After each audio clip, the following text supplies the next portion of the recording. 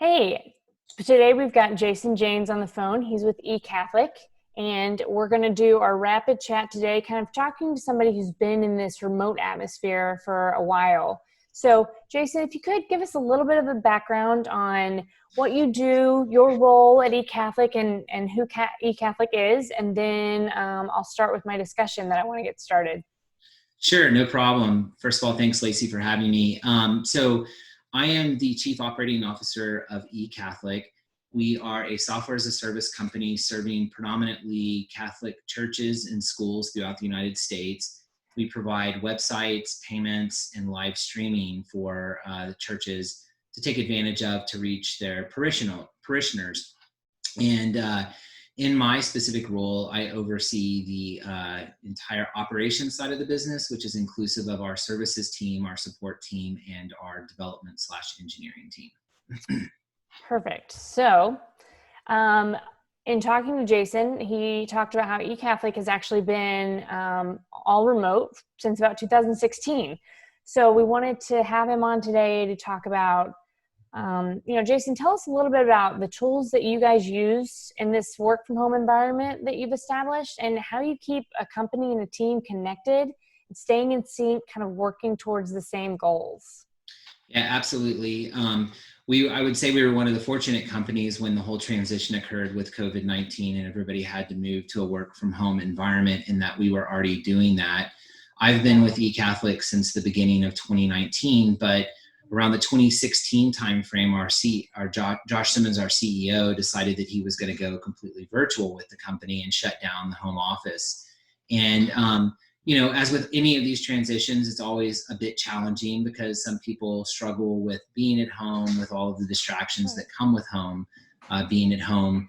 But overall, we've been able to transition very effectively, and really right into COVID-19 didn't notice anything different. And so when you take a step back and really look at how does a remote work from home company stay in sync, there are a couple of key things that we do. Number one, we've been longtime users of Zoom. So I think it's funny that all of a sudden Zoom has just taken off and everybody's using it. But we're very big about the idea of having video conferences with one another, face-to-face chats. Even though you're not there physically in person with one another, just seeing each other and talking to each other makes such a big difference versus just in a Slack window or something else chatting. Right. Do you guys require that people turn their video on? We don't, but Okay. I think naturally most people do. And Yeah. so most people want to show their face. And so Yeah. that's a good thing. So Zoom is our predominant tool for face-to-face communication. We're also big users of Asana. Okay. And Asana is just a great task management tool. It's a very easy way to maintain threads of work across large groups of teams. And then some of our individual departments use different tools. Our engineering department takes advantage of all of the Atlassian tools, which include Jira and some of the other tools that they have. But one of the biggest things I think transition-wise that we decided to move, just for context, we're 26 people spread all over the United States, and we have 2 employees in Canada. We cover all the time zones, the North American time zone, so we have those challenges as well. But probably one of the biggest things that we did was about 2 years ago when I got here, I really felt like we could use the sprint methodology, the agile sprint methodology, which kind of made its way and name in the development world across the entire organization to streamline a lot of our processes. And so we were able to apply using sprint methodology to the development processes, which has been fantastic because of the things that you do for planning and foresight on a bi-weekly basis is how often we run our sprints, and then your daily stand-up meetings. And now we're using it effectively across our sales and marketing services and our support team. And so having those daily touch points where everybody's on the same page in a way that you can't do it when you're not in the office has been really, really helpful and something that we've all benefited from. That's great. I know that you had mentioned the, the entrepreneurial operating system and kind of you mentioned the book Traction, which I think our team is also reading and kind of trying to use some of those concepts and ideas. What do you think maybe has been the best out of that thought process? Yeah. EOS for shorthand, Entrepreneurial Operating System, is a process that we use.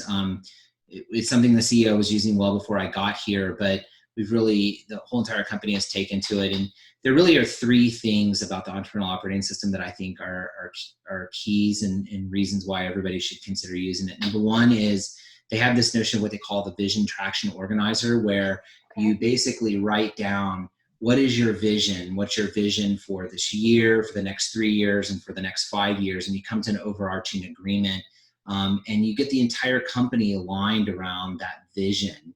And out of that falls rocks, what are like the big boulders that we want to move, and then ultimately the rocks that we want to move, which are actionable items on a quarter by quarter basis. And so having this overarching global agreement as a company about where we're headed is one of the first things. The second thing that's really valuable is the EOS system promotes this idea of what they call an L10 meeting or a level 10 meeting.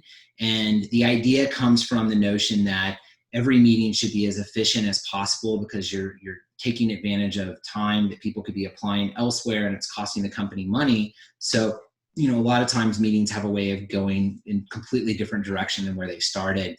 And so the L10 meeting is a really good, effective process where you time slot the meeting into different segments, and those segments have very specific purposes, and you keep the meetings on track.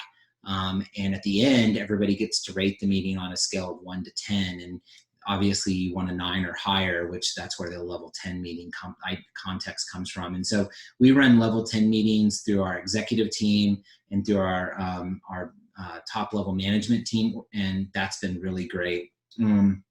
And then the last thing is just overall KPIs.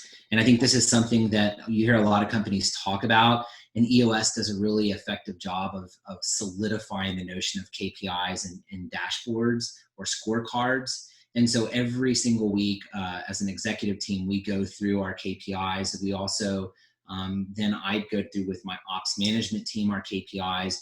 And it just is really an effective way to align the entire company and make sure everybody's performing and everybody's on the same page. So those are three things that are super helpful tools that we've taken out of the Entrepreneurial Operating System and have helped our business through this time and just in general. I mean, it's great. Essentially, communication, organizing that communication, and being intentional with that communication, right? Like, Yep. it's not really rocket science. We're just talking about how to reset things a little bit and think about them in a better way. So I like it. Absolutely. Okay, Yes. well, Jason, thank you for your insight on this today. I want to go ahead and close out this rabbit chat, but thanks for talking to us, and we're excited to chat with you more soon. Yeah. Thanks, Lacey. Bye. Bye.